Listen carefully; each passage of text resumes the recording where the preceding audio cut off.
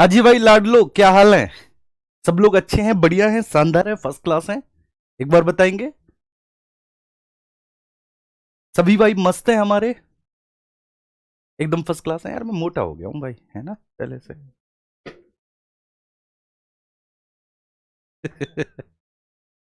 है भाई? क्यों?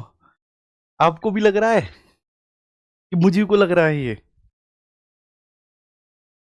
चलिए, गोपाल जी नमस्कार, आपका बहुत बहुत स्वागत है। और रितेश हैं, फिरदौसी अहमद हैं, गौरी बघेल हैं, और तनु दत्ता है, महेंद्र जी हैं, पूजा मीना हैं, विक्रम अहिरवार जी हैं, तनु कश्यप हैं, प्रांशु जी हैं, सत्येंद्र कुमार हैं, करीना कुमारी हैं, नामिका पाल हैं, सावित्री विपिन, अजय सिंह, और हितेश कुमार जी हैं, राजकुमार हैं, निशांत हैं, अर्पित हैं, अरविंद सिंह हैं, हर्ष हैं, अभिनंदन हैं, विनीता कुमारी हैं। और ठीक है, ढेर सारा प्यार आप सभी को। पवित्र कह रहे हैं कि सर मैं न्यू हूँ। काले दिख रहा हूँ मैं यार। ये दुख क्यों नहीं खत्म होता साहब?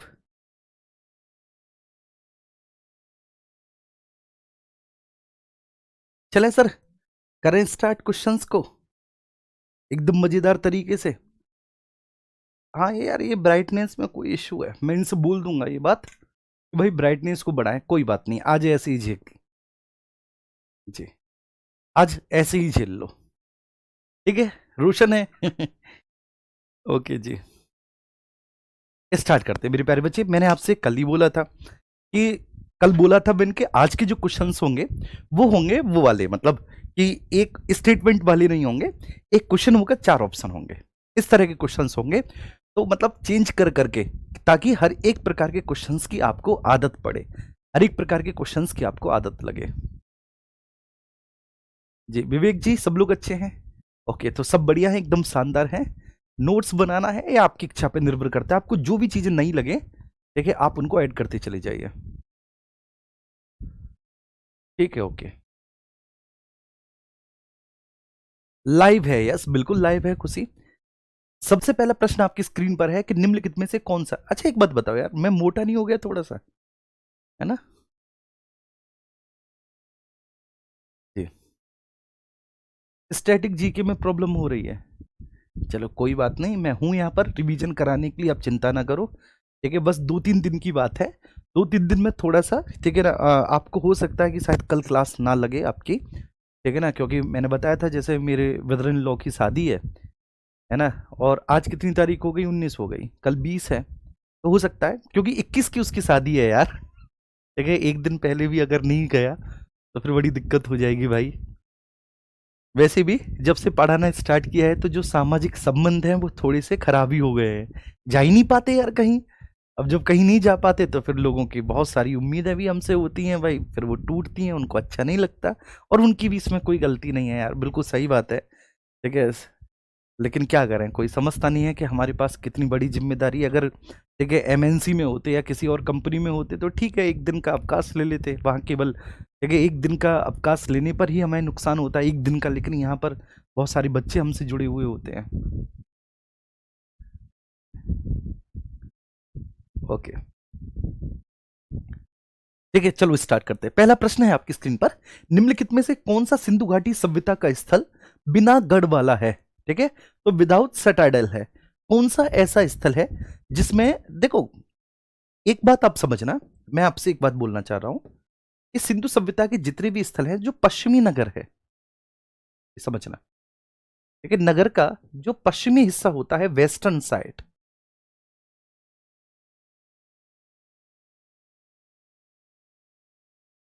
जो नगर का पश्चिमी हिस्सा होता है मेरे प्यारे बच्चे, जो वेस्टर्न सिटी होता है पश्चिमी हिस्सा, वो होता है आपका गढ़ी या दुर्ग।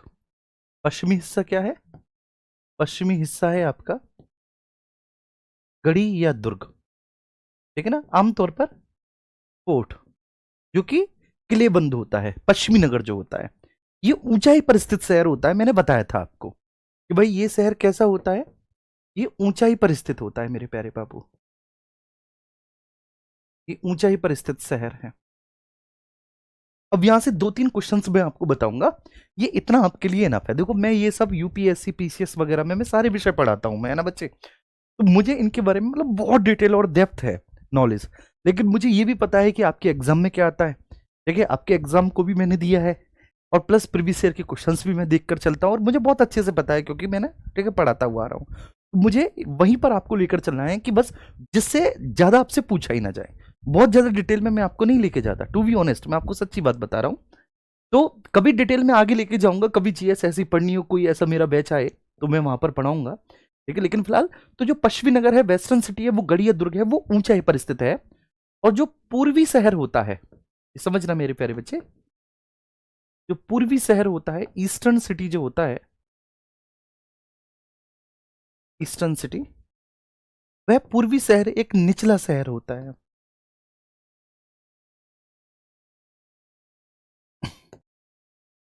ठीक है, पूर्वी शहर कैसा होता है, निचला शहर होता है।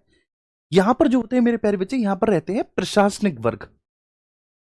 जो प्रशासनिक वर्ग होगा, जो एडमिनिस्ट्रेटिव क्लास होगी, वो एडमिनिस्ट्रेटिव क्लास यहां पर रहती है।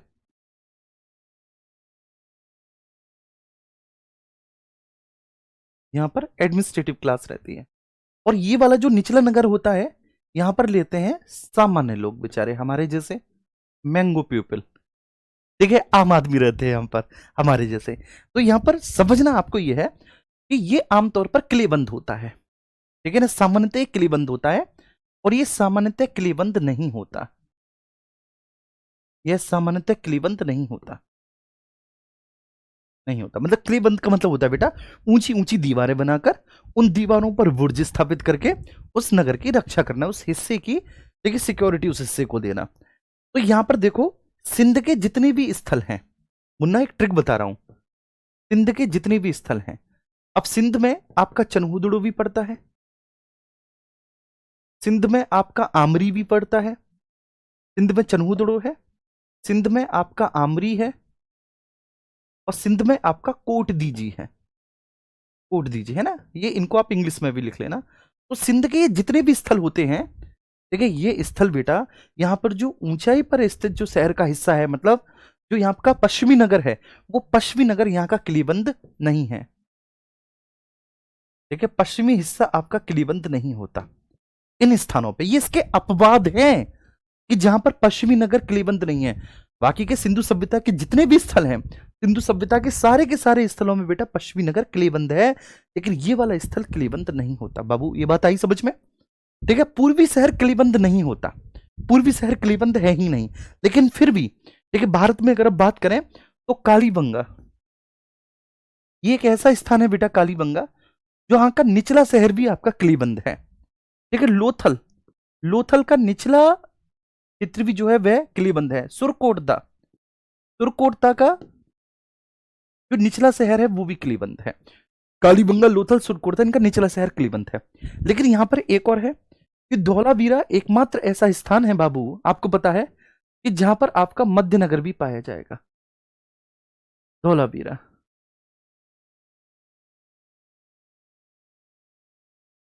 धौलावीरा एकमात्र ऐसा स्थान है, धौलावीरा में आपका मध्यनगर भी पाया जाता है केवल। तो अब यहां से आपको पूछा है कि कौन सा स्थल, बिनागढ़ वाला। बिनागढ़ वाली का मतलब है कि पश्चिमी शहर तो वहां पर है, लेकिन वो पश्चिमी शहर किलेबंद नहीं है। पश्चिमी शहर है लेकिन वो किलेबंद नहीं है, तो वो क्या होगा, चनहुदड़ो होगा। वो क्या होगा बच्चे, चनहुदड़ो होगा। अब देखो यहां से जो प्रमुख प्रमुख एविडेंसेस मिले हैं, उन प्रमुख प्रमुख एविडेंसेस के बारे में आपको यहां पर बात करनी है। मेरी बात मेरे प्यारे बच्चे समझना सब लोग। जैसे सुरकोटदा है, तो सुरकोटदा ये आपका गुजरात में पड़ेगा, गुजरात में पड़ेगा सुरकोटदा। और यहाँ का पता है फेमस क्या है, कि यहाँ पर आपको घोड़े के अस्थि पंजर मिले हैं, अस्थि पंजर, ठीक है, the skeleton part of a horse. ठीक है, गुजरात के सुरकोटदा से। लोथल से आप सभी को पता है, लोथल से डोकयार्ड मिला है, गोदीवाड़ा डोकयार्ड आप इंग्लिश में लिख लेंगे। लोथल से, लोथल से आपके मन के बनाने के कारखाने भी मिले हैं, मन के बनाने के कारखाने मिले हैं, मन का बनाने का एक कारखाना मिला है।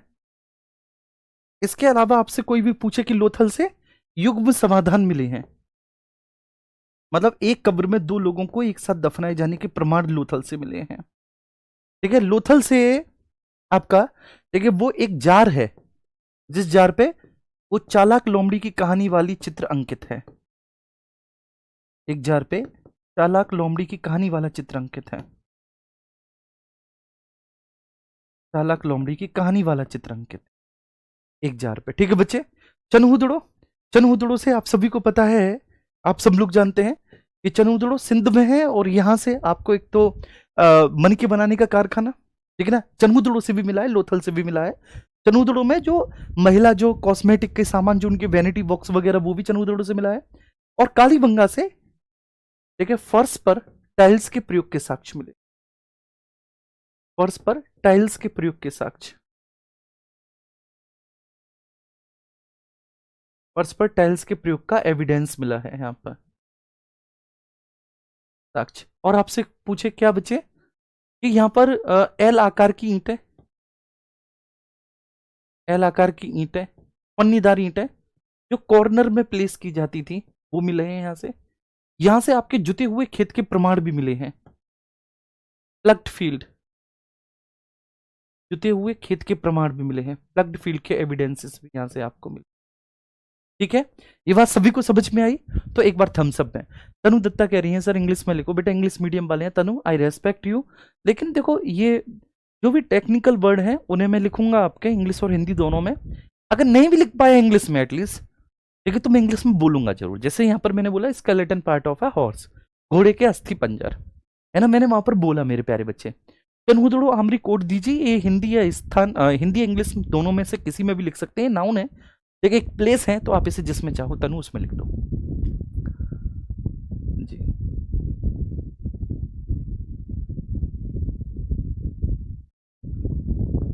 ठीक है, क्लियर है, ये बात सभी को आई समझ में? तो एक बार सब लोग थम्स अप करेंगे और थम्स अप करके मुझे बताएंगे कि हाँ जी ये बात समझ में आई। अब दूसरा प्रश्न है आपका कि द ग्रेट बाथ वो कहां से मिला है? द ग्रेट बाथ देखो तो वो मोहनजोदड़ो से मिला है। देखिए ग्रेट बाथ मोहनजोदड़ो, ये आपको समझना है कि ये जो शब्द है मोहनजोदड़ो, जोदड़ो, ये एक सिंधी भाषा का शब्द है मेरे प्यारे बाबू। मोहनजोदड़ो ये किसका, ये सिंधी भाषा का शब्द है, सिंधी भाषा का शब्द है मोहनजोदड़ो, और इसका अर्थ होता है मृतकों का टीला। मोहनजोदड़ो ये सिंधी भाषा का शब्द है मोहनजोदड़ो, और इसका अर्थ होता है मृतकों का टीला, माउंट ऑफ डेथ। इसका अर्थ होता है मेरे प्यारे बच्चे मोहनजोदड़ो। इस मोहनजोदड़ो को हम लोग इसको सिंध का नखलिस्तान भी कहते हैं, the garden of Sindh, Sindh का नखलिस्तान या बाग। ठीक है, कई बार नखलिस्तान भी आ जाता है इंग्लिश में लिखा हुआ, इसको सिंध का नखलिस्तान या बाग भी कहते हैं। इसका अर्थ ही होता है माउंट ऑफ डेड, मृतकों का टीला। ठीक है, यहां से हमको मेरे प्यारे बच्चे ध्यान रखना, यहां से हमको मृतकों के स्केलेटन मिले हैं, मृतकों के कंकाल मिले हैं, लेकिन यहां पर हमें कोई भी कब्रिस्तान नहीं मिला। देखिए RS-37 जो कब्रिस्तान आपको मिला है, कब्रिस्तान जो आपको मिला है वह हड़प्पा से मिला है मेरे प्यारे बच्चे, ध्यान रखना, हड़प्पा से मिला है। यहां पर मृतकों के आपको कंकाल मिले हैं, स्केलेटन ऑफ डेड्स, वो यहां पर आपको मिले हैं, यहां पर मिले हैं सब मृतकों के कंकाल। मेरी बात एक बहुत अच्छे से समझना, यहां पर मिला है आपको मृतकों का कंकाल, यहां पर आपको मिला है मृतकों का कंकाल। ये बात आ रही है ना सभी को समझ में? तो RS-37 नाम का एक कब्रिस्तान भी आपको हड़प्पा के क्षेत्रों से मिला है, यहां पर मृतकों के कंकाल।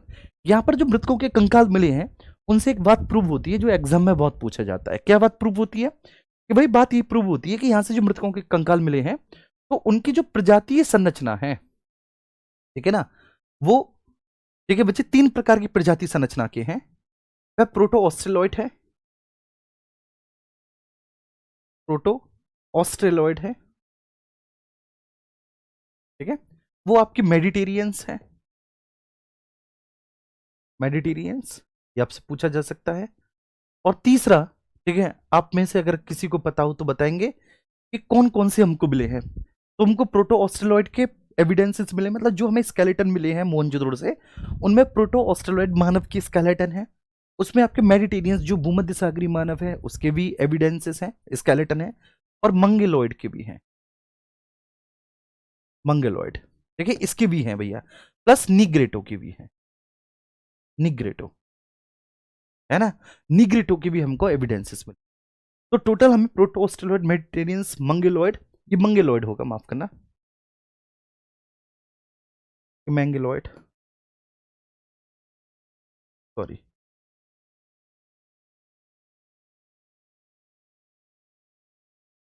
लेकिन मैं मिटा इसे सकता नहीं हूं बाबू,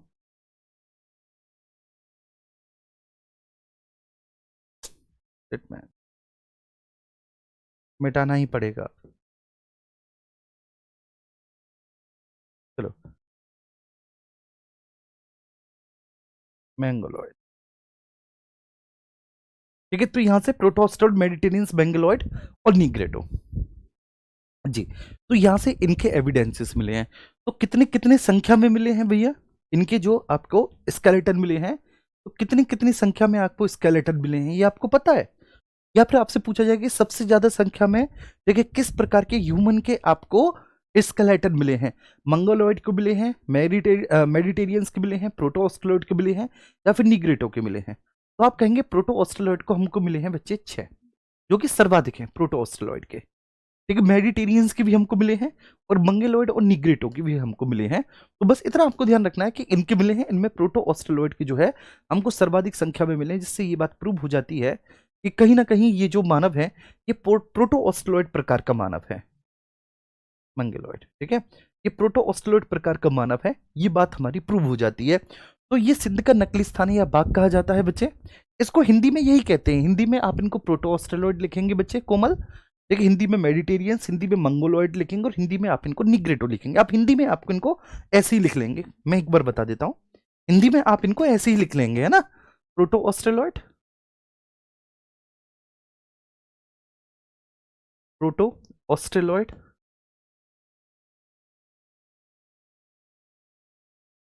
दूसरा मेडिटेरियंस मतलब भूमध्य सागरीय,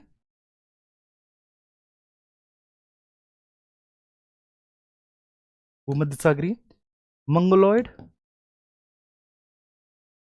मंगोलॉइड, और आपका निग्रेटो, निग्रेटो आपका। ठीक है, क्या मेरी बात समझ में आ रही है? मोहनजोदड़ो में स्मृतकों का, अब मोहनजोदड़ो से हमको ये बात तो सबको पता है कि हमको ग्रेट बाथ मिला है मोहनजोदड़ो से, ग्रेट बाथ, ठीक है, मतलब विशाल स्नानागार। यहां से हमको मोहनजोदड़ो से एक पुरोहित आवास भी मिला है, पुरोहित आवास भी मिला है मोहनजोदड़ो से। मोहनजोदड़ो से हमें एक सभा भवन भी मिला है, और मोहनजोदड़ो से हमको सर ग्रैनरीज, अन्नागार भी मिले हैं, हमको ग्रैनरी भी मिले हैं, हमको अन्नागार, अन्नागार, असेंबली हॉल, एक प्रीस्ट हाउस मिला है, ठीक है, पुरोहित आवास मिला है, और ग्रेट बाथ विशाल स्नानागार मिला है। धौलावीरा, ठीक है, धौलावीरा शब्द का अर्थ होता है, मैंने आपको पूर्व में भी बताया है कि इस शब्द का अर्थ होता है मेरे प्यारे बाबू सफेद कुआं, धौलावीरा। और यहां से हमको विशाल जलाशय मतलब एक ह्यूज रिजर्वायर मिला है, यहां से हमको विशाल जलाशय, विशाल जलाशय बोले तो ह्यूज रिजर्वायर मिला है, विशाल जलाशय मिला है हमको, ह्यूज रिजर्वायर मिला है यहां से। क्या मेरी बात समझ में आई सभी को? राखी गढ़ी, देखिए राखी गढ़ी, ये ध्यान रखना, ये भारत का सबसे बड़ा सिंधु सभ्यता का स्थल है, ये भारत का सबसे बड़ा सैंधव स्थल है।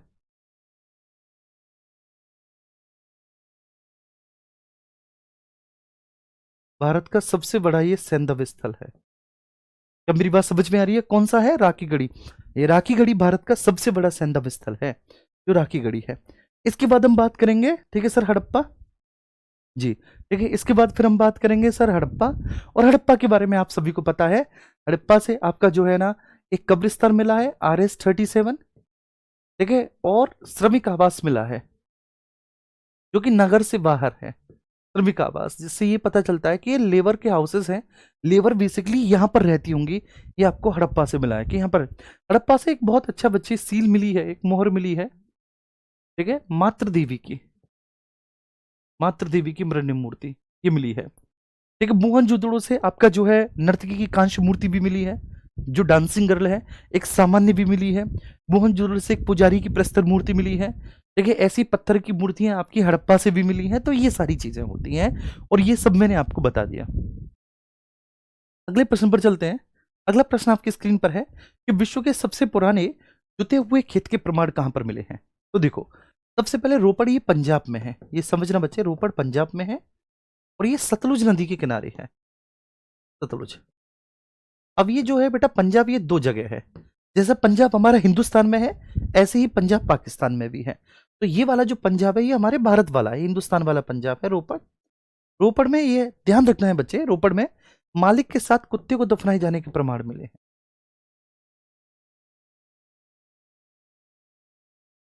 मालिक के साथ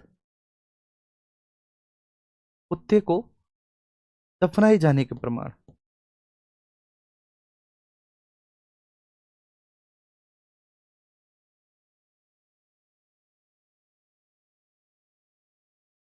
मालिक के साथ कुत्ते को दफनाए जाने के प्रमाण। तो मालिक के साथ कुत्ते को दफनाए जाने के प्रमाण जो मिले हैं मेरे प्यारे बच्चे समझना, मालिक के साथ कुत्ते को दफनाए जाने के जो प्रमाण मिले हैं वो कहां से मिले हैं आपके, वह पंजाब में बच्चे रोपड़ से मिले हैं। ये क्लियर है, आपको ये बात समझ में आ रही है। तो रोपड़ है ये सतलुज नदी के किनारे है, पंजाब का स्थल है। यहाँ पर मालिक के साथ कुत्ते को दफनाए जाने के प्रमाण मिलते हैं रोपड़ में। लेकिन लोथल में भी मिले हैं, लोथल में युग्म समाधान मिला है और बाकी का लोथल में बकरे को, मालिक के साथ बकरे को दफनाए जाने के प्रमाण। अगर पूछे कि मालिक के साथ बकरे को दफनाया गया तो वो एविडेंसेस कहां से मिलते हैं, लोथल से। लोथल से जहां पर मालिक के साथ बकरे को दफनाए जाने के प्रमाण मिले। मालिक के साथ बकरे को दफनाए जाने के प्रमाण मिले।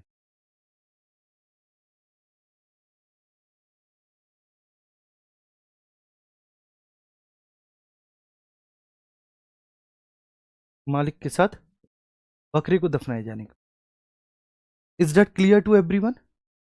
बोलो समझ में आ रहा है सभी को? अब हम बात करेंगे बेटा कालीबंगा। तो यहाँ प्लग्ड फील्ड जुते हुए खेत के प्रमाण कहां से मिले हैं हमको, कालीबंगा से। अच्छा बनावली, हमें यहां से मिट्टी का खिलौना हल मिला है। बनावली से, बनावली से क्या मिला है, मिट्टी का खिलौना हल मिला है।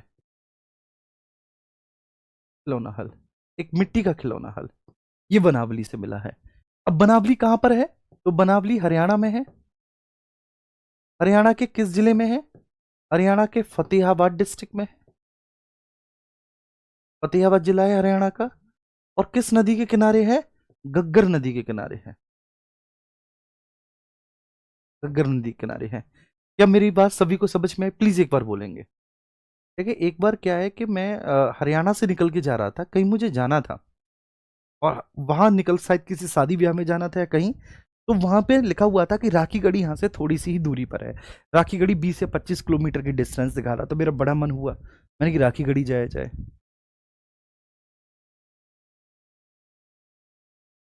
ठीक है हाँ। इसके बाद बच्चे रोपड़ जो है, ये रोपड़ वो पहली साइट है जो स्वतंत्रता प्राप्ति के बाद सबसे पहले जिसका उत्खनन किया गया। आफ्टर इंडिपेंडेंस, स्वतंत्रता प्राप्ति के बाद सबसे पहले इसका उत्खनन किया गया था रोपड़ का। स्वतंत्रता प्राप्ति के बाद सर्वप्रथम रोपड़ का उत्खनन किया गया था।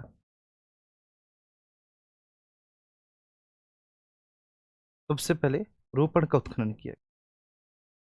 क्लियर है? तो स्वतंत्रता प्राप्ति के बाद सबसे पहले उत्खनन जो किया गया था वह किसका किया गया था, रोपण का किया गया था। बस यही बात आपको बहुत अच्छे से समझ में रखनी है। बनावली में मिट्टी का खिलौना हल, और लोथल में मैंने आपको बता दिया कि लोथल फेमस है अपने डॉकयार्ड के लिए। और ये जो लोथल का डॉकयार्ड है ये बाबू कैसा है, ये आर्टिफिशियल, एक कृत्रिम डॉकयार्ड है। ये किससे मिलकर बना हुआ है, वृक्ष से। ये ईंटों से निर्मित है, ये ईंटों से निर्मित है। क्लियर हुआ? ये बात आई समझ में? नहीं फिर नहीं गया, मैं नहीं गया, लेट हो रहा था तो फिर मैं जा नहीं पाया। तो ये समझ में आ गया हमारे। अगले प्रश्न पर चलते हैं। सिंधु घाटी सभ्यता का कौन सा स्थल घोड़े की हड्डियों के लिए सुरकोट था? ठीक है ना, मैंने बताया था सुरकोट था, घोड़े की हड्डियां, घोड़े की हड्डियां। ठीक है, अब कुछ चीज मैं लिखूंगा आपको, कुछ स्थल लिखूंगा, छोटे छोटे स्थल हैं लेकिन सारे महत्वपूर्ण हैं। सुरकोटदा से घोड़े की हड्डियों के साक्ष्य मिले हैं।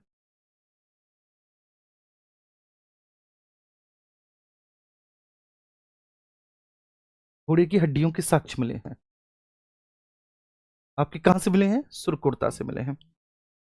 और क्या क्या मिला है सुरकोरता से? तो घोड़े की हड्डियों के साक्ष्य ये प्रमुख है जो सुरकोरता से मिला, मतलब ये मेन चीज है सुरकोरता। इसके अलावा एक घोड़े के एक स्थान से जबड़े के अवशेष भी मिले हैं। जबड़ा आप समझते हैं, माउथ कैनल, तो जबड़े के अवशेष मिले हैं,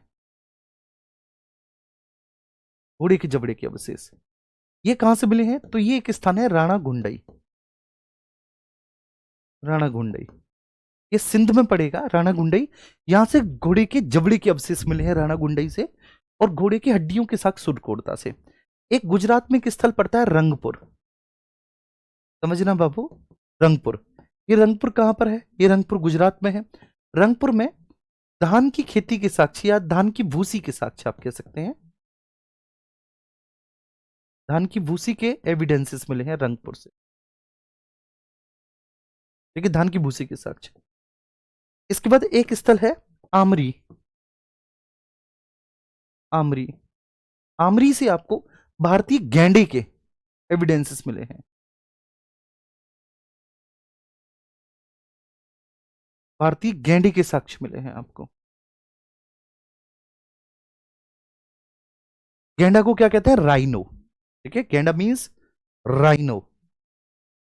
कह देते हैं क्या गैंडा सा हो रहा है खा खा के।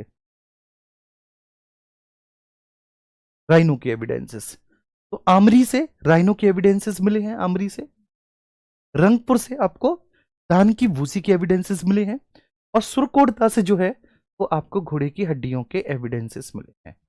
सुरकोटता से आपको घोड़ी की हड्डियों के एविडेंसेस मिले हैं। क्या मेरी बात समझ में आ रही है? तो सिंधु घाटी सभ्यता का कौन सा स्थल घोड़े की हड्डियों के वास्तविक अवशेषों के लिए जाना जाता है? वह तो सुरकोटता है। बाकी का चनहुदड़ो, सुतकांगेडोर। देखिए सुतकांगेडोर आपका ऑब्वियस सी बात है बच्चे, दास्क नदी के किनारे सबसे पश्चिमी स्थल है। सिंधु घाटी सभ्यता का सबसे पश्चिमी स्थल जो कि दास्क नदी के किनारे है, सबसे पश्चिमी स्थल। ठीक है, सुतकांगेडोर है, ये यहां से है। क्लियर है? अब एक स्थान मिलता है आपको महाराष्ट्र का, देमाबाद। महाराष्ट्र में है देमाबाद, ये प्रवरा नदी के किनारे है। महाराष्ट्र में है बच्चे देमाबाद। ठीक है, is this situated on Pravara river, Pravara नदी के किनारे है। यहां से आपको मिले हैं खिलौने। खिलौने जो मेटल वेस्ट है, जो धातु निर्मित है। ठीक है, और धातु में कौन कौन से? आमतौर पर कांसा, मतलब ब्रॉन्ज, ब्रॉन्ज और कॉपर, तांबे से हैं निर्मित। कॉपर, कॉपर तांबे से निर्मित है। देखिए यहां पर क्या क्या, जैसे कि आपका रथ गाड़ी, देखिए रथ की एक गाड़ी, यहां से बैलगाड़ी, यहां से इक्का गाड़ी, इक्का गाड़ी, रथ गाड़ी, बैलगाड़ी। ठीक है, और यहां से आपका, ठीक है ना, हाथी की, ठीक है, मूर्ति। ठीक है, ब्रोंज की मूर्ति। तो ये सारी चीजें, बैल की ब्रोंज की मूर्ति, ये सब आपकी देमाबाद से मिली है। तो देमाबाद इसके लिए आपका फेमस है। देमाबाद इसके लिए आपका फेमस है, ठीक है ना। और देमाबाद क्या है? ये सिंधु घाटी सभ्यता का सबसे दक्षिणी बिंदु है। ठीक है, the southern point of the Indus valley civilisation, that is Daimabad. तो हम ये भी जानते हैं, हमको ये भी पता है, और बहुत अच्छे से पता है, बहुत शानदार तरीके से हमको ये बात पता है ना। तो यहाँ तक किसी को किसी भी तरह का कोई भी इश्यू नहीं होगा। ये सारी बातें आपको बहुत अच्छे से मेरे प्यारे बाबू समझ में आ गई होंगी। कोई इश्यू नहीं, बिल्कुल किसी को भी किसी भी तरह का। ठीक है, क्लियर हुआ। अब हम अगले प्रश्न पर चलते हैं। अगला प्रश्न है, हिमालय की सबसे उत्तरी और सबसे ऊंची श्रेणी को किस नाम से जानते हैं? तो हिमालय, देखो ट्रांस हिमालय, ये हिमालय का विस्तार नहीं है। ट्रांस हिमालय हिमालय से पहले ही बन चुका था। ये आपको समझना है, मैंने पहले भी बता दिया कि ट्रांस हिमालय हिमालय से पहले ही बन चुका था। ये ट्रांस हिमालय जो है ये हिमालय से पहले ही बन चुका है। देखिए ट्रांस हिमालय में आपकी कुछ रेंज पाई जाएंगी, और वो ट्रांस हिमालय में जो पाई जाने वाली रेंज है वो कौन कौन सी रेंज है? तो काराकोरम, काराकोरम, दूसरा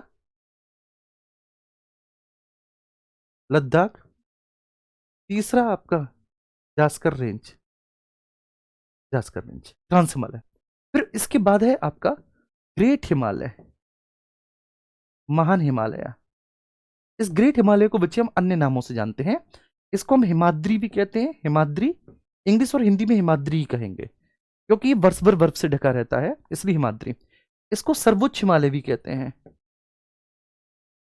सर्वोच्च हिमालय, क्योंकि इसकी औसत ऊंचाई जो है, इसकी एवरेज हाइट जो है, औसत ऊंचाई,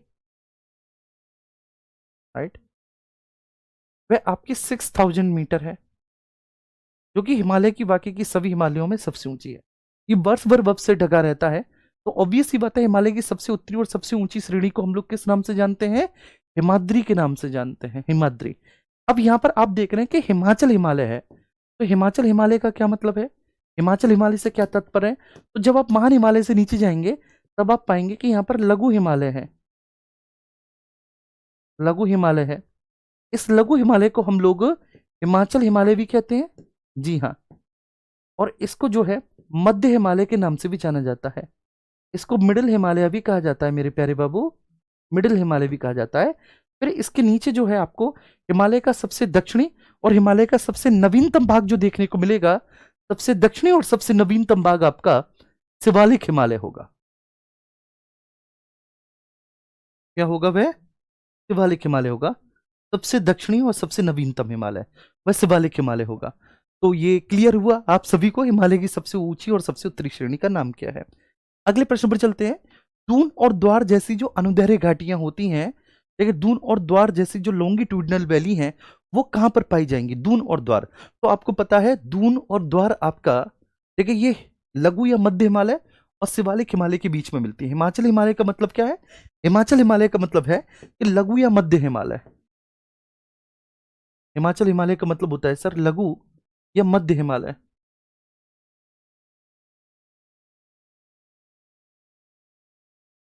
लघु या मध्य हिमालय, तो ये जो आपका लघु या मध्य हिमालय है और शिवालिक हिमालय, और शिवालिक हिमालय,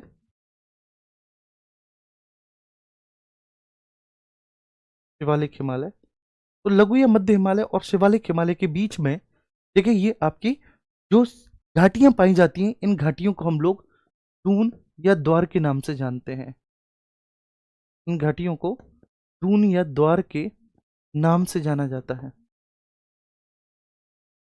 नाम से जाना जाता है इन घाटियों को,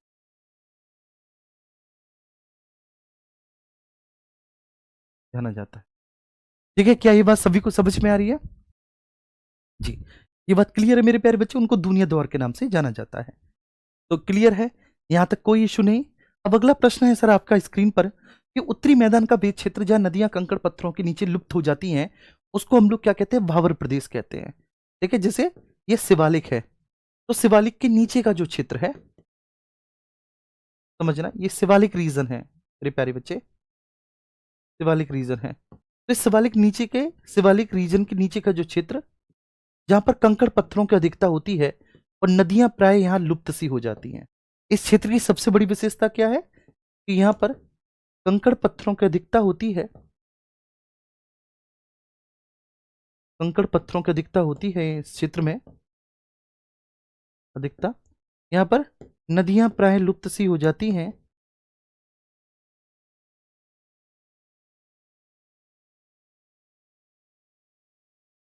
लुप्त सी हो जाती है, कंकड़ पत्थरों की अधिकता होती है, नदियां प्राय इस क्षेत्र में लुप्त सी हो जाती है मेरे प्यारे बच्चे। और इन क्षेत्रों में ट्रांसपेरेंसी, पारगम्यता बहुत अधिक होती है, पारगम्यता बहुत अधिक होती है इन क्षेत्रों में।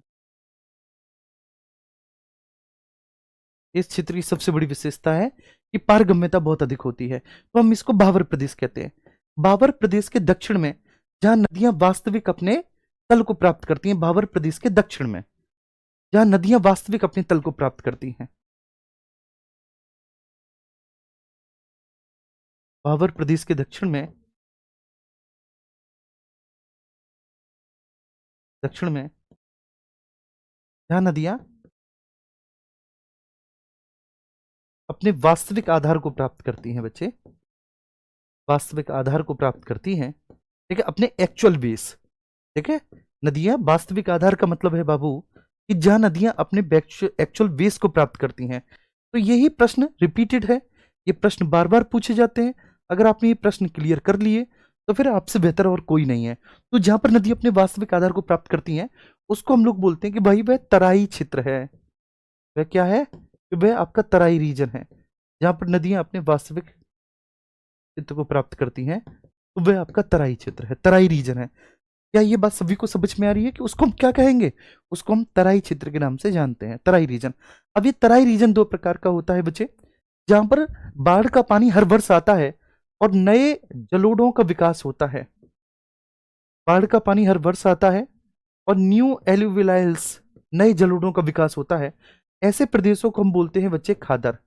ठीक है? और जो पुराने जलोढ़ होते हैं, जहां नदियों के बाढ़ का पानी बहुत सालों से नहीं पहुंचा, उसको हम लोग बोलते हैं बांगर। पुराने जलोढ़ों को बांगर बोलते हैं और नए जलोढ़ों को खादर बोलते हैं। ये पहले भी मैंने आपको समझा रखा है ना, ये पहले भी मैंने समझा रखा है। तो इस प्रदेश को हम लोग क्या बोलते हैं? तराई रीजन। तराई रीजन को फर्दर हम दो भागों में डिवाइड करते हैं। तो भाई ये बात भी क्लियर हो गई। तो कंकड़ पत्थरों वाला क्षेत्र भावर प्रदेश है। ठीक है? खादर मैंने आपको बता दिया, खादर का मतलब होता है न्यू एलुवियल्स, खादर। बांगर का मतलब है ओल्ड एलुवियल्स। ठीक है? बांगर है। ठीक है? बांगर जो होगा, बांगर की विशेषता हुई होगी कि बांगर, ठीक है, कम उपजाऊ होगा, लेस फर्टाइल होगा, कम उपजाऊ होगा। बांगर अधिक ऊंचाई पर पाया जाएगा,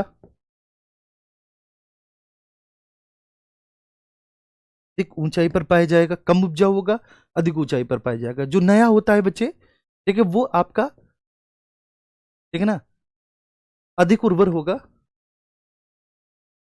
अदर आपका, और वह कम ऊंचाई पर पाया जाएगा। अधिक उर्वर है और वह कम ऊंचाई पर पाया जाएगा। क्या मेरी बात समझ में आ रही है?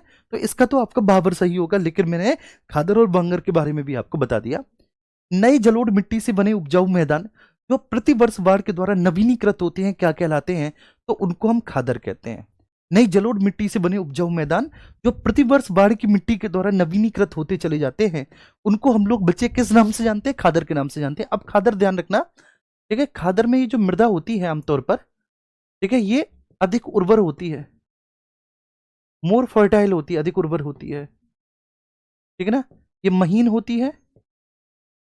ठीक है? और इसमें नमी की अधिकता होती है, इस मिट्टी में नमी की अधिकता होती है,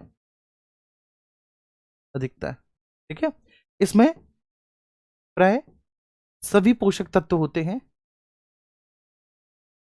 सभी पोषक तत्व होते हैं इसमें, प्राय होते हैं मेरे प्यारे बच्चे। लेकिन इसमें एन और पी, नाइट्रोजन फास्फोरस का संभवतः, ठीक है, तुलनात्मक रूप से कम पाई जाती है। एन और पी, ठीक है, नाइट्रोजन फास्फोरस कम पाई जाती है। ये अधिक उर्वर होती है खादर। ठीक है? महीन होती है, नमी धारण करने की क्षमता अधिक होती है, नमी बहुत होती है बच्चे। ठीक है? और प्राय मेरे प्यारे बच्चे ये जो होती है, ठीक है, ये बहुत महीन होती है, बहुत महीन होती है। मैंने लिख ही दिया, बाकी का खादर है। इसके बाद भांगर जो है, भांगर का मतलब होता है जो अधिक ऊंचाई पर स्थित है। भांगर का मतलब है कि ऐसी मृदा है ये भांगर बच्चे, ये भांगर जो अधिक ऊंचाई पर स्थित है, कम उर्वर है। यहां पर लिख देता हूं, लेस फर्टाइल है। ये कम उर्वर है, लेस फर्टाइल है, लेकिन ये अधिक ऊंचाई पर पाई जाएगी, अधिक ऊंचाई पर पाई जाएगी। इसके कुछ स्थानीय नाम होंगे, समझना है, इसके कुछ स्थानीय नाम होंगे। इसके कुछ स्थानीय नाम होंगे, जैसे कि रेह, कल्लर और भूड़। ठीक है? और इसमें जो है बच्चे कम उर्वर है, तो इसलिए महीन वगैरह नहीं है ये। इसमें छोटे छोटे प्राय कंकड़ पत्थर भी हैं, कंकड़ पत्थर भी हैं। ये हल्की सी रेतीली भी हो गई है, ये हल्की सी रेतीली भी हो गई है जो बांगर है।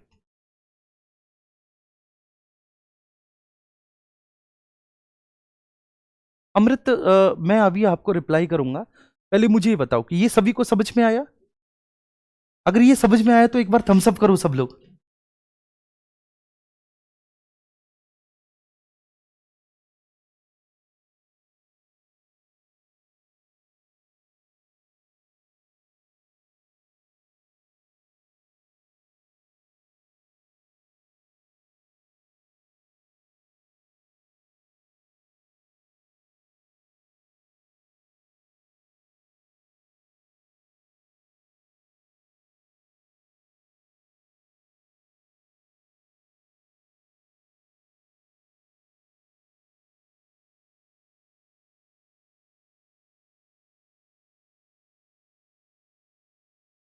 ठीक है बच्चे, क्लियर है, ये बात आई सभी को समझ में।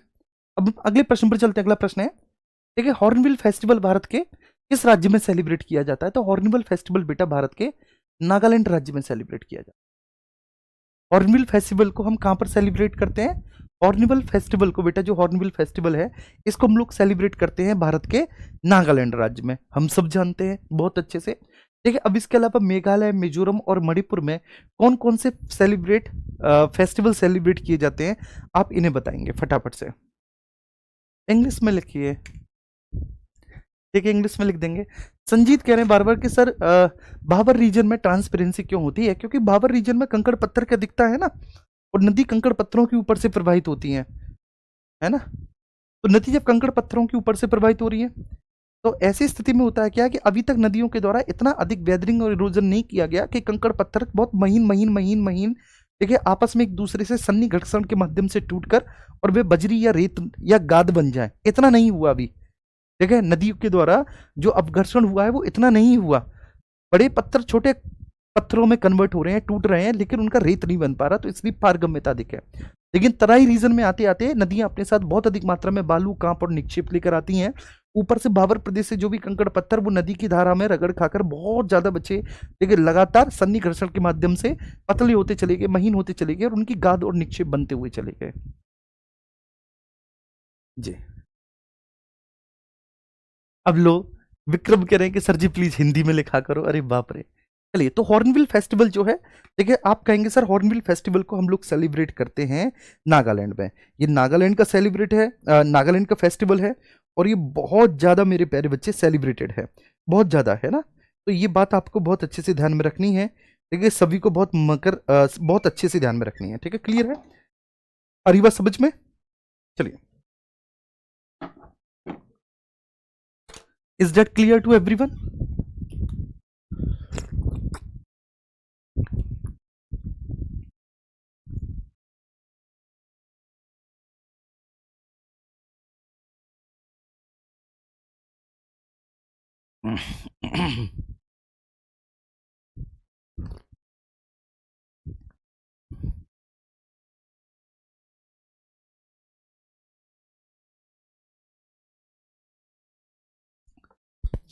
जी वेरी गुड, बहुत अच्छे, ठीक है। अब इसमें है मेरे प्यारे बच्चे आपका हॉर्नबिल फेस्टिवल। वेरी गुड बच्चे, इसको 1 से 10 दिसंबर तक मनाया जाता है। ये नागालैंड का सबसे बड़ा बेटा आपका सांस्कृतिक उत्सव है, इसको ध्यान रखना है। इसको त्योहारों का त्योहार कहा जाता है, और यहाँ पर सुकुम समाई और मुआसू जैसे जनजातीय उत्सव भी मनाए जाते हैं नागालैंड में। सुकुम सुआई सुआई, ठीक है, ये सुकुम सुआई बच्चे, ये एक फेस्टिवल होता है सुकुम सुआई, और इसके साथ साथ सुकुम सुआई के साथ साथ यहाँ पर एक और फेस्टिवल मनाया जाता है मुआसू, सुकुम सुमाई, माफ कीजिएगा, सुकुम सुमाई, सुमाई और मुआसू, ये भी फेस्टिवल यहाँ पर, मुआत्सु, ये भी फेस्टिवल यहाँ पर सेलिब्रेट किया जाए, ये फेस्टिवल यहाँ पर सेलिब्रेट किया जाए। कहां पर भैया? नागालैंड में, है ना। सुकुम सुमाई और मुआसू फेस्टिवल। बाकी का हॉर्नबिल फेस्टिवल ये 1 से 10 दिसंबर तक चलता है, और इसको हम लोग त्योहारों का त्योहार कहते हैं। ये मैंने पहले भी आपको बताया है कि इसको हम लोग त्योहारों का त्योहार कहते हैं। त्योहारों का त्योहार के नाम से इसको जाना जाता है, त्योहारों के त्योहार के नाम से, फेस्टिवल्स ऑफ फेस्टिवल के नाम से हम इसको जानते हैं।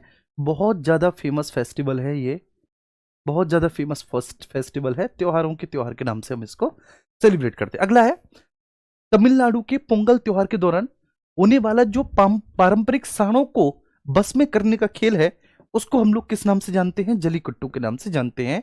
तो तमिलनाडु का जो पोंगल त्योहार होता है, तमिलनाडु के, यस, तमिलनाडु का जो पोंगल त्योहार होता है बच्चे, तो पोंगल त्योहार के दौरान जो पारंपरिक सांडों को अपने बस में करने का, मतलब सांडों को अपने बस में करते हैं, उनको अपने कंट्रोल में करते हैं, तो उस त्योहार को हम लोग जलीकट्टू के नाम से जानते हैं। सर किसके नाम से जानते हैं उसको? उसको हम लोग जलीकट्टू के नाम से जानते हैं, जलीकट्टू।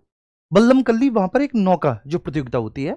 वस्त्र दशहरा, जो 75 दिनों तक चलता है मुख्य रूप से किस राज्य में मनाया जाता है? तो छत्तीसगढ़। ठीक है, ये कहाँ पर सेलिब्रेट किया जाता है? छत्तीसगढ़। नाम ही है बस्तर दशहरा, तो छत्तीसगढ़ में पड़ता है बस्तर। तो बस्तर दशहरा जो कि 75 दिनों तक चलता है, वह मुख्य रूप से सेलिब्रेट किया जाता है मेरे प्यारे बच्चे आपका छत्तीसगढ़ के क्षेत्रों में। ठीक है, कहाँ पर? छत्तीसगढ़ के क्षेत्रों में सेलिब्रेट किया जाता है।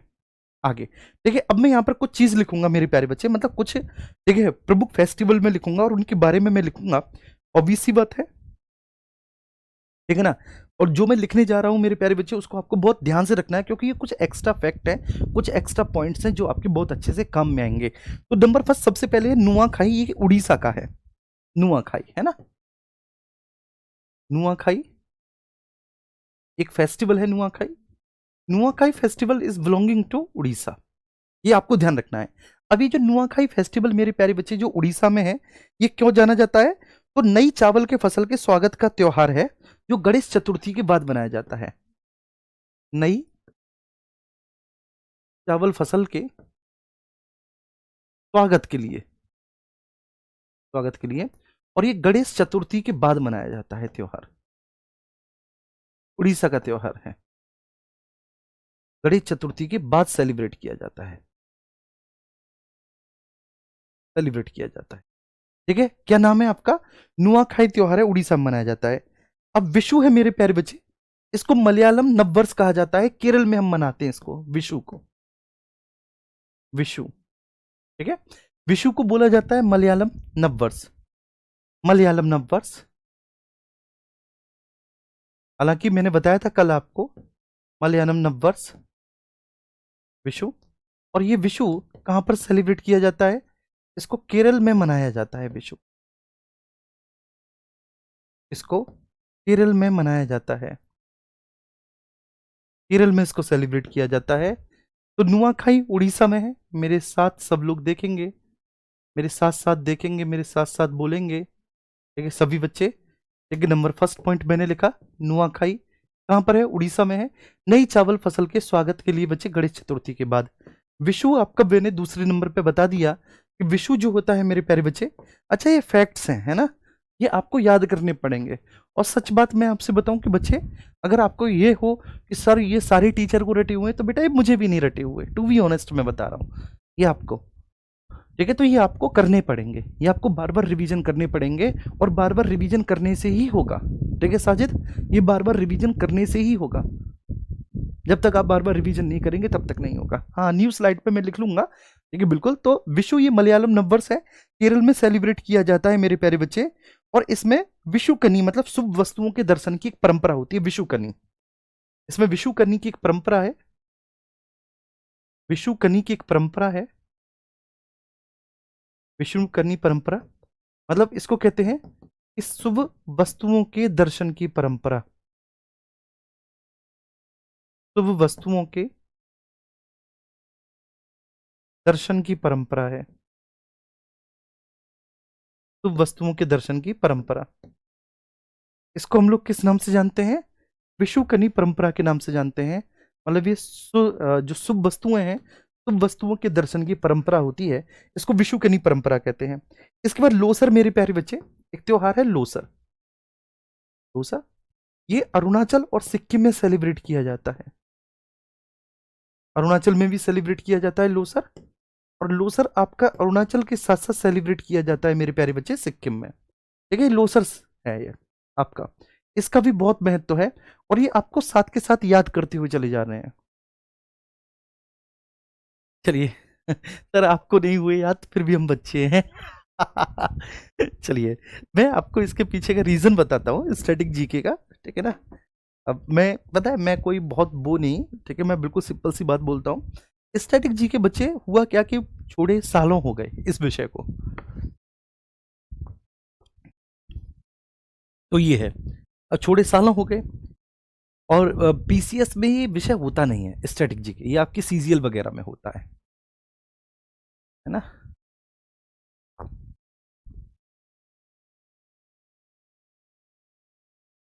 सर आपकी वॉच रोलेक्स वॉच जो है वह रोलेक्स की, अरे नहीं यार, रोलेक्स फोलेक्स इतने अमीर आदमी नहीं है मेरे प्यारे बच्चे जी।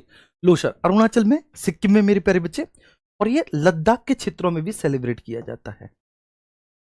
लद्दाख के क्षेत्रों में भी, है ना, लोसर को। ये एक तरह से अगर आप कहें, ये तिब्बती नववर्ष है। ये क्या है आपका? ये तिब्बती नववर्ष है, तिब्बती न्यू ईयर है, लोसर जो है। तो ये आपको याद करना है, तिब्बती नववर्ष है, लोसर है, तिब्बती नववर्ष है। और ये किसके द्वारा मनाया जाता है मेरे प्यारे बच्चे? तो वहां के क्षेत्रों में एक देखिए जनजाति है मोनपा, तो मोनपा जनजाति के द्वारा सेलिब्रेट किया जाता है। मोनपा जनजाति है, मोनपा जनजाति के द्वारा ये सेलिब्रेट किया जाता है प्रतिवर्ष, प्रतिवर्ष सेलिब्रेट किया जाता है। मोनपा जनजाति के द्वारा प्रतिवर्ष सेलिब्रेट किया जाता है। क्या मेरी बात समझ में आ रही है? तो बस ये जो तीन चार चीजें मैंने आपको बताई, ये तीन चार चीजें मैंने आपको बताई, तो ये आपको बहुत अच्छे से ध्यान में रखनी है। फिर हम आगे बात करेंगे। अगला प्रश्न है, कौन सा पर्वतीय दर्रा श्रीनगर को लेह से जोड़ता है? तो श्रीनगर को लेह से बच्चे कौन सा जोड़ता है? जो श्रीनगर को लेह से जोड़ रहा है वह जो जिला है, ठीक है, जो जिला है श्रीनगर को लेह से जोड़ता है, जास्कर श्रेणी में है ये, श्रीनगर से लेह को जोड़ता है, जास्कर श्रेणी में स्थित है। नाथुला जो है ये सिक्किम में है, आप सभी को पता है, नाथुला दर्रा सिक्किम में है।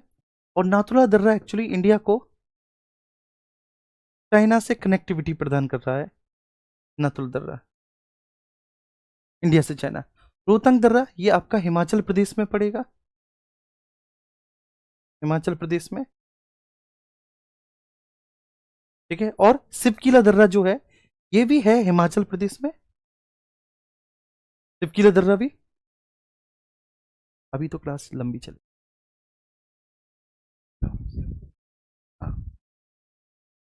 ठीक है। तो ये जो सिपकीला दर्रा है, ये सिपकीला दर्रा बच्चे कहां पर है? ये भी हिमाचल प्रदेश में है, और ये सतलुज नदी के किनारे है, ये सतलुज नदी के किनारे है। सिपकीला दर्रा ये सतलुज नदी के द्वारा निर्मित है, और ये भी आपका इंडिया और चाइना को कनेक्ट करता है, इंडिया और चाइना को कनेक्ट करता है ये जो दर्रा है ना। आगे हम बात करेंगे, गुड़ी पड़वा किस राज्य का नववर्ष है? ये तो मैंने आपको बताया महाराष्ट्र का है गुड़ी पड़वा। तो गुड़ी पड़वा किस राज्य का नववर्ष है? तो गुड़ी पड़वा में बच्चे ये महाराष्ट्र का नववर्ष होता है, ठीक है, ये महाराष्ट्र का है। आगे हम बात करेंगे, अरे चलो ठीक है इधर आ जाओ, तो मजे लेने के लिए मैंने बोल दिया, तो मैं क्या लगता है क्या? आओ अब यहां पर आओ। सिंधु घाटी सभ्यता का बेटा सबसे बड़ा भारतीय स्थल, सबसे बड़ा भारतीय स्थल है राखीगढ़ी, सिंधु घाटी सभ्यता का, है ना। राखीगढ़ी हरियाणा में है, हरियाणा में है, हरियाणा के हिसार डिस्ट्रिक्ट में है राखीगढ़ी, ठीक है। ये घग्गर नदी जो है वही सरस्वती नदी जिसको भारत में घग्गर नदी उसके किनारे है। और भगवान देव व सूरजभान व इसकी खोज से संबंधित है, इसके उत्खननकर्ता खोजकर्ता भगवान देव सूरजभान है, ठीक है। कालीबंगा, ये कालीबंगा आपका राजस्थान में है, ये राजस्थान के हनुमानगढ़ डिस्ट्रिक्ट में है, हनुमानगढ़ डिस्ट्रिक्ट है, हनुमानगढ़ डिस्ट्रिक्ट राजस्थान का। ये भी बेटा घग्गर नदी के किनारे है, वही सरस्वती नदी जो कि अब विलुप्त हो चुकी है, ठीक है। और इसके जो खोजकर्ता हैं वे तीन लोग हैं, अमलानंद घोष, अमलानंद घोष, ब्रजवासी लाल, ब्रजवासी लाल, अमलानंद घोष और बी के थापड़, अमलानंद घोष, ब्रजवासी लाल और बी के थापड़, अमलानंद घोष, ब्रजवासी लाल, बी के थापड़, ठीक है। हनुमानगढ़ घग्गर नदी के किनारे है, घग्गर नदी के किनारे हनुमानगढ़, ठीक है। चलो लोथल आप सभी को पता है बेटा भोगवा नदी के किनारे है, तो ये हम पहले पूर्व में देख चुके हैं, इस पर ज्यादा डिस्कशन नहीं करेंगे। लेकिन कालीबंगा का कई बार अर्थ पूछ लिया जाता है कि कालीबंगा का अर्थ क्या है। Yes, Kalibanga means black bangles, काले रंग की चूड़ी, ब्लैक बेंगल्स, काले रंग की चूड़ी। अगला प्रश्न है, नुआखाई उत्सव ये किस राज्य में फसल कटाई के दौरान सेलिब्रेट किया जाता है? अभी मैंने बताया था उड़ीसा में बच्चे, ठीक है। और मैंने कहा कि महत्वपूर्ण भी है और ये आपका आ भी गया कि नुआखाई उत्सव को हम बच्चे फसल कटाई के दौरान उड़ीसा में सेलिब्रेट करते हैं। ठीक है, स्पेशली मेरे प्यारे बच्चे उड़ीसा में सेलिब्रेट करते हैं चावल की फसल कटाई के दौरान। ठीक है,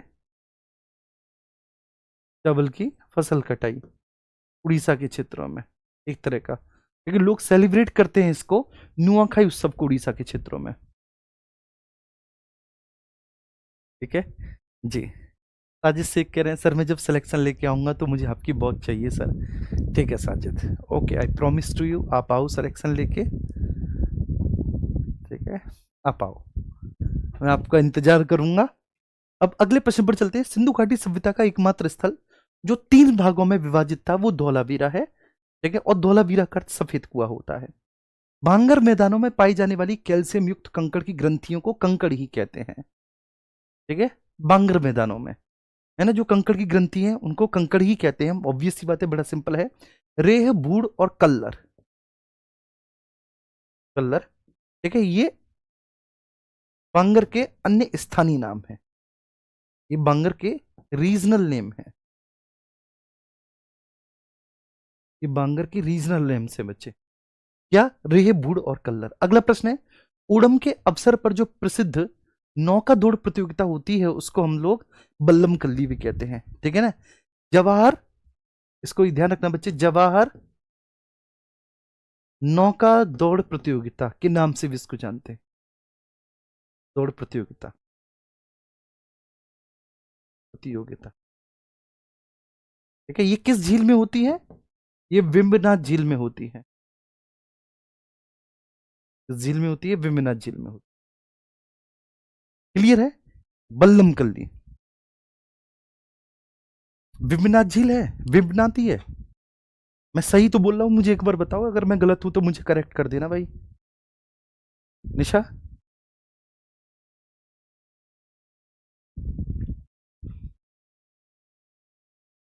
बहुत अच्छे बेटा। ठीक है ना, जवाहर नौका दौड़ प्रतियोगिता, या फिर इसको नेहरू ट्रॉफी भी कहते हैं। क्या बोलते हैं इसको, नेहरू ट्रॉफी भी बोलते हैं, Nehru trophy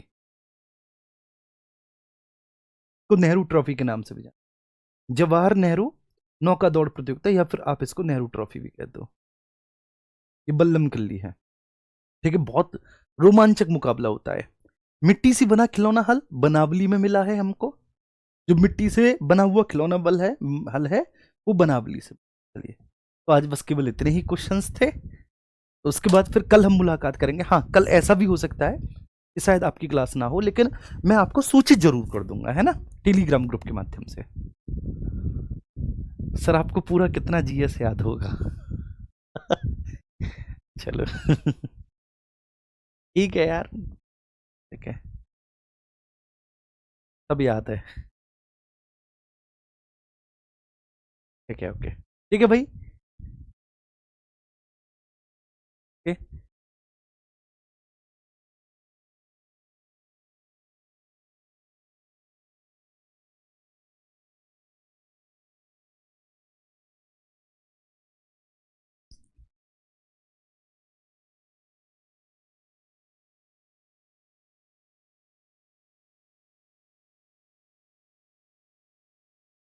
okay, thank you so much. ढेर सारा प्यार आपको, ढेर सारा लव यू, गुड नाइट, मस्त रहो, है ना।